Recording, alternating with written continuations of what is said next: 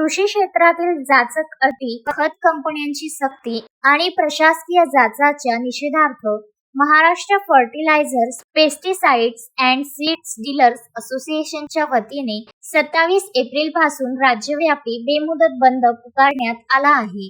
या आंदोलनामुळे राज्यातील खते, बियाणे आणि कीटकनाशकांची विक्री ठप्प झाली असून खरीप हंगामाच्या तोंडावर शेतकऱ्यांची मोठी अडचण होत आहे. माफदाचे अध्यक्ष विनोद तराळ पाटील यांच्या नेतृत्वाखाली पुकारण्यात आलेल्या या आंदोलनात विक्रेत्यांनी शासनासमोर अनेक गंभीर प्रश्न मांडले आहेत. खत कंपन्यांकडून खतांसोबत अनावश्यक उत्पादने घेण्याची सक्ती त्वरित थांबवावी.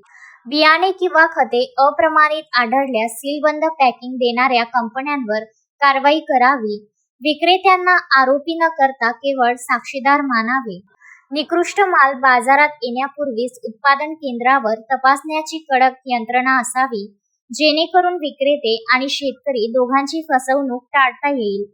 रासायनिक खतांवरील अत्यल्प मार्जिन वाढवून द्यावे आणि खतांचा पुरवठा थेट दुकानापर्यंत वाहतूक खर्चासह करावा.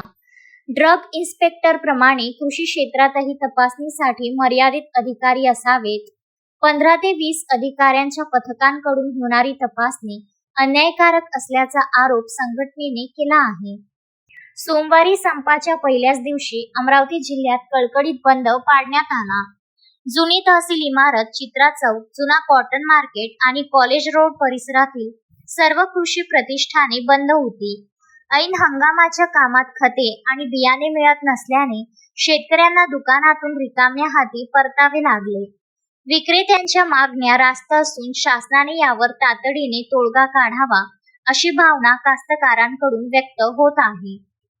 आंदोलनाची तीव्रता लक्षात घेता राज्याचे कृषी मंत्री दत्तात्रय भरणे यांनी 28 एप्रिल रोजी मुंबईत तातडीची बैठक बोलावली आहे. या बैठकीत माफदाचे प्रतिनिधी आणि शासन स्तरावरील अधिकारी चर्चा केली. आम्ही गेल्या 5 वर्षापासून केवळ आश्वासने ऐकत आहोत. जोपर्यंत आमच्या मागण्यांवर ठोस लेखी तोडगा निघत नाही तोपर्यंत हे आंदोलन मागे घेतले जाणार नाही, असा इशारा माफदाचे अध्यक्ष विनोद तराळ यांनी दिला आहे. आता सर्वांचे लक्ष मुंबईतील बैठकीकडे लागले असून शासन यावर काय निर्णय घेते यावर या संपाचे भवितव्य अवलंबून आहे. Vidarbha news bureau, Amravati.